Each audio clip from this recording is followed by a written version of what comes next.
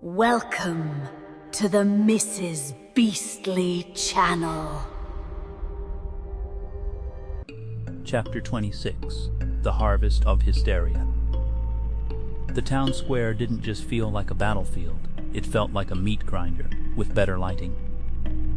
I stood there panting, my lungs feeling like I'd swallowed a handful of hot sand. My vision was swimming in a hazy red tint, the unmistakable nauseating glow of the blood moon. It hung over Wolfsbane Falls like a festering wound, bleeding light onto a world that had clearly lost its mind. "Is it just me?" Mike wheezed, leaning heavily against a dented mailbox that looked like it had been chewed by a giant. "Or is the physics of this place getting progressively more ridiculous?" He wiped a smear of black ichor from his cheek. His eyes were still flickering with those damn sparks of static, making him look less like my friend and more like a broken television set. "It's not just you," I replied, trying to steady my breathing. "Everything is getting more ridiculous. The laws of gravity are currently being treated as mere suggestions, and the local zoning laws for hell dimensions seem to be completely unhinged."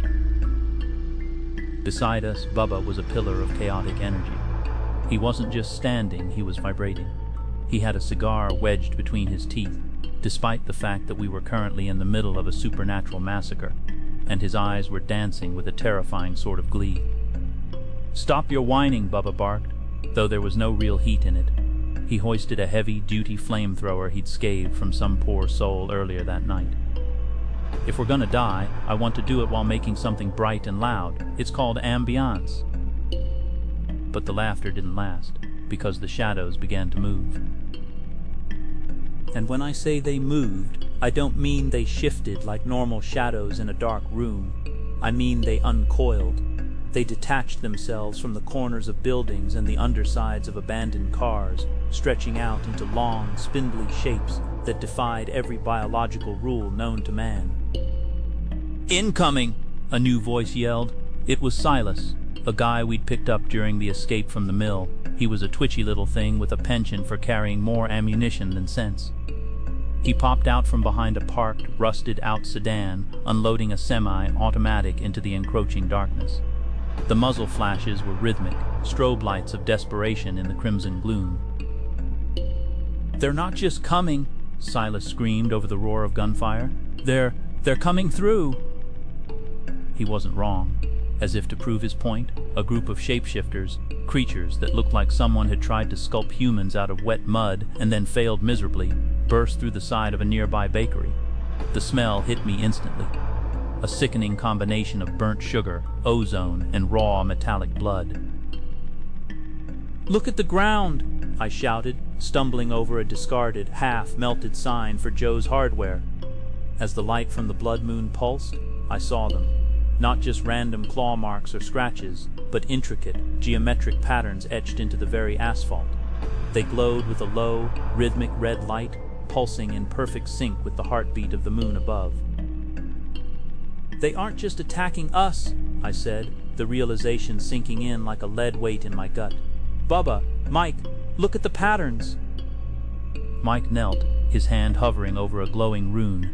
As he got closer, the ground seemed to thrum beneath him. "It's not random," he whispered, his voice cracking. "Every time one of those things goes down, the pattern gets brighter.